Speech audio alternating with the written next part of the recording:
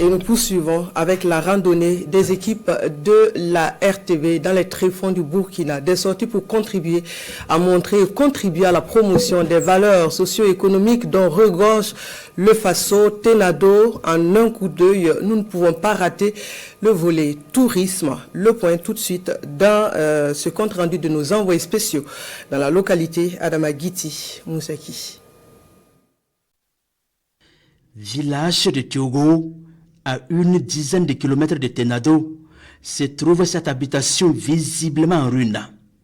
Selon les témoignages, il s'agit du domicile de l'écrivain, journaliste et philanthrope français Raoul Folero.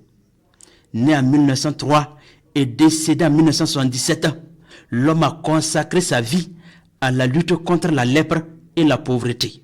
Ces bâtiments, construits en banco dans les années 1933, servaient de domicile et de lieu de soins pour les personnes vulnérables. Si c'était avant, vous allez voir quelqu'un qui a le visage, on dirait qu'on a versé l'eau dans le sable. C'est la variole qui l'est attrapée et quand c'est guéri, ça reste comme ça. Voilà. Donc, nous, on est nés le trouver. Nous sommes nés en 1948. Donc, on a trouvé ce bâtiment-là avec les Blancs. Et moi-même, j'ai tombé malade, on m'a amené ici.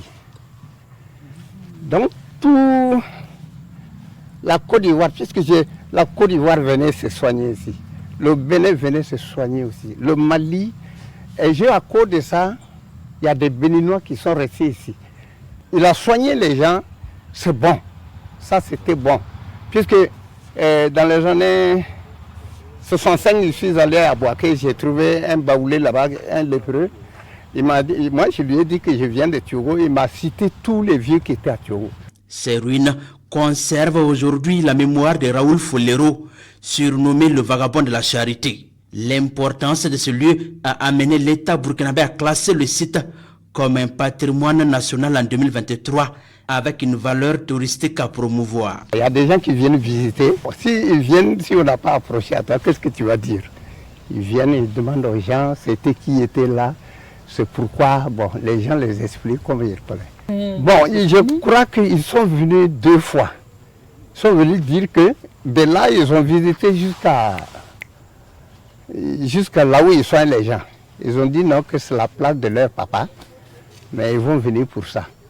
Et ce coin était commandé par Bailly, un ressortissant de Didir. Et c'est lui qui frappait les gens pour travailler. Quand les briques sont finies de confectionner, c'est par la tête, que ce soit femme, homme, ils ramassent les briques par la tête. Quand tu arrives, on te frappe. Tu prends, tu arrives au milieu là-bas, on te frappe. Et tu viens descendre ici. On te frappe et tu retournes en vitesse. Une visite à l'intérieur du bâtiment principal laisse voir plusieurs compartiments. Ici, nous faisons une halte et le guide lève le voile sur un pan de l'histoire de ce bâtiment après le départ de son propriétaire.